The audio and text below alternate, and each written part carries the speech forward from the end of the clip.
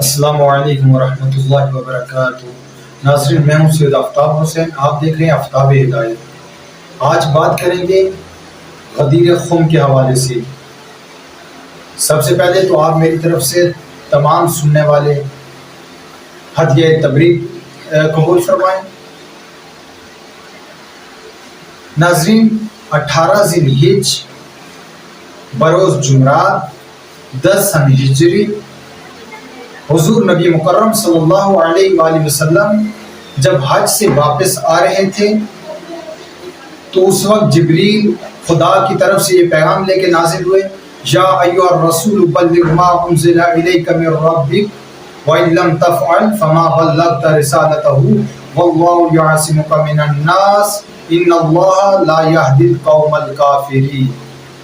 کہ اے رسول، وہ پیغام پہنچا دیجئے جو آپ کے رب کی طرف سے آپ پہ نازل ہوا، اور اگر آپ نے یہ کام وَإِن لَمْ تَفْعَلْ، اور اگر یہ آپ نے کام نہ کیا، فَمَا بَلَّغْتَ رِسَالَتَهُ، تو گویا آپ نے رسالت کا کوئی کام انجام ہی نہیں دیا، اور اللہ آپ کو لوگوں کی شر سے محفوظ رکھے گا، اور اللہ کافروں کو ہدایت نہیں کرتا۔ اب جب یہ وحی نازل ہوئی تو حضور صلی اللہ علیہ وآلہ وسلم نے اپنے قافلے کو روک لیا۔ جو لوگ آگے جا چکے تھے، وجفہ کے مقام پہ پہنچ چکے تھے، ان کو واپس پیچھے بلایا، اور جو پیچھے تھے ان کا انتظار کیا۔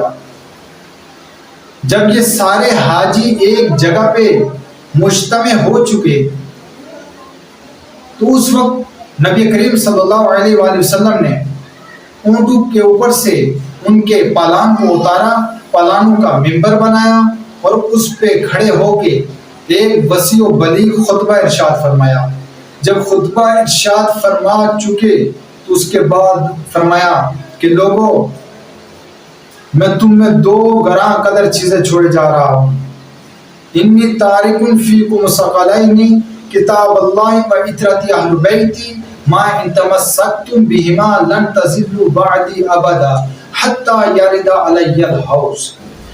جب حضور صلی اللہ علیہ وآلہ وسلم نے یہ جملے ارشاد فرمائے، اس کے بعد مولا علی علیہ السلام کو اپنے پاس بلایا، مولا علی علیہ السلام کے بازو کو پکڑا، پکڑنے کے بعد ہاتھ کو بلند کیا۔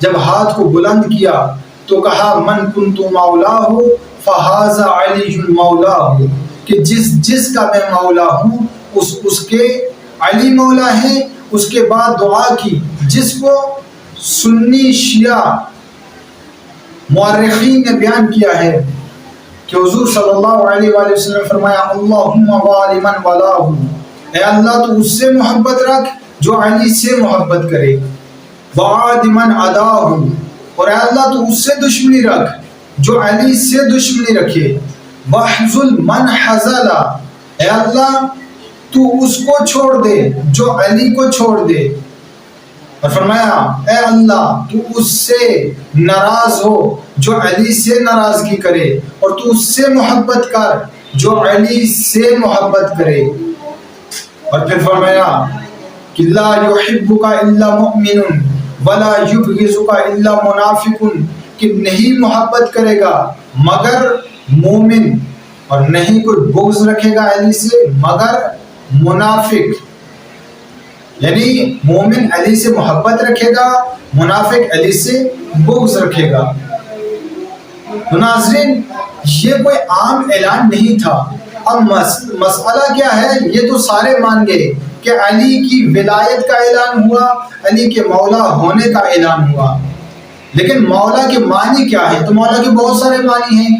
مولا کا معنی دوست کا ہے، مولا کا معنی رہبر کا ہے، مولا کا معنی حق کے تصرف رکھنے والا، اور حضور صلی اللہ علیہ وسلم نے یہی تو پہلے جملے ارشاد فرمائے تھے کہ کیا میں تمہاری جانوں پہ تم سے زیادہ حق کے تصرف نہیں رکھتا؟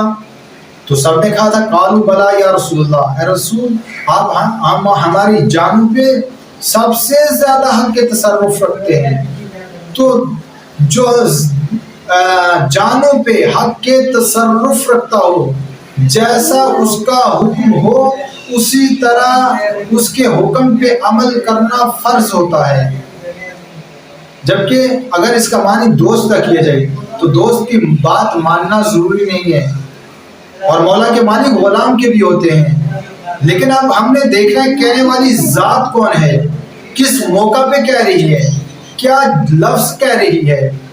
تو جب ہم نے دیکھا تو کہنے والا کوئی عام نہیں تھا، سلطان الانبیاء تھا، خاتم المرسلین تھا، کائنات کی سب سے عظیم ترین ہستی تھی، جو یہ کہہ رہی تھی کہ جس کا میں مولا ہوں. تو اب دیکھنا ہے کہ ہم حضور صلی اللہ علیہ وآلہ وسلم کو کس طرح سے مولا مانتے ہیں. کیا ہم ان کو رہبر و رہنما مانتے ہیں یا ہم ان کو دوست مانتے ہیں؟ کیا ہم ان کو اپنا ہادی اور رہبر مانتے ہیں یا ہم ان کو اپنا دوست مانتے ہیں؟ کیا وہ ہماری جانوں پہ حق کے تصرف رکھتے ہیں یا نہیں رکھتے؟ تو ہر مسلمان یہ کہے گا کہ ہاں وہ ہماری جانوں پہ حق کے تصرف رکھتے ہیں، ہم پہ فرض ہے ان کی ہر بات کو ماننا. تو پھر سمجھ لیجئے کہ جیسے رسول مولا ہے ویسے ہی علی مولا ہے، اور جیسے رسول ہماری جانوں پہ حق کے تصرف رکھتے ہیں اسی طرح سے مولا علی بھی ہماری جانوں پہ حق کے تصرف رکھتے ہیں. جس طرح سے ہادی و رہبر و رہنما حضور صلی اللہ علیہ وآلہ وسلم بعنوان ہادی ہیں، اسی طرح مولا علی علیہ السلام بھی بعنوان ہادی ہمارے رہبر و رہنما ہیں. اور جب یہ اعلان ہو چکا تو پھر قرآن کی آیت نازل ہوئی سورہ مائدہ کی، الیوم اکملت لکم دینکم واتممت علیکم نعمتی ورضیت لکم الاسلام دینا، کہ آج کے دن دین کامل ہو گیا اور نعمتیں تمام ہو گئی. اب یہ تو پتہ یہ چلا کہ علی کی ولایت کے بغیر دین مکمل نہیں ہو سکتا. اب کوئی متعرض اعتراض کر سکتا ہے کہ کیسے؟ اس کا اعتراض، اس کا جواب یہ ہے کہ نبوت نے توحید کی معرفت و پہچان کروائی، لہٰذا جب ہم توحید پہ ایمان لائیں گے تو ہمیں نبوت و رسالت پہ ایمان لانا ہوگا.